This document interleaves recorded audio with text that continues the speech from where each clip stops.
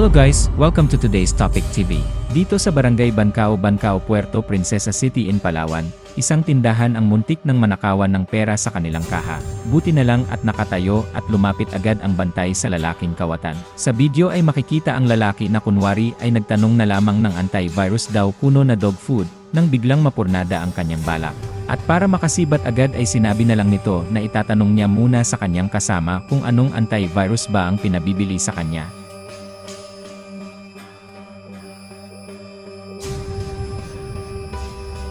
Subalit nang makaalis ang lalaki ay napansin ng tindero na nakabukas na ang kanyang kaha. Kaya't agad na lumabas ito para habulin ang lalaki. Sa isa pang anggulo ng CCTV camera ay makikita ang tangkang pagkuha ng pera sa kaha ng lalaki na naiangat pa niya ito ng bahagya, habang abala ang tindero sa kanyang ginagawa.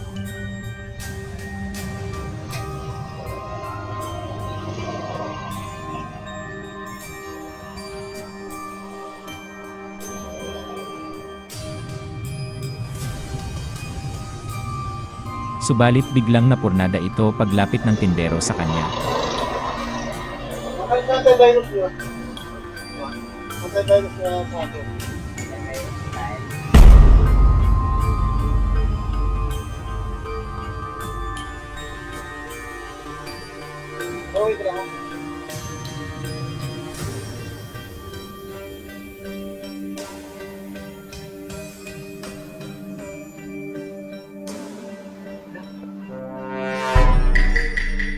Laging maging mapagmatsyag sa paligid, lalo na sa mga tindahan. Isang segundo ng paglingat, pwedeng mauwi sa pagkalugi. Buti na lang ay wala itong nakuha. Magsilbi sana itong paalala sa lahat.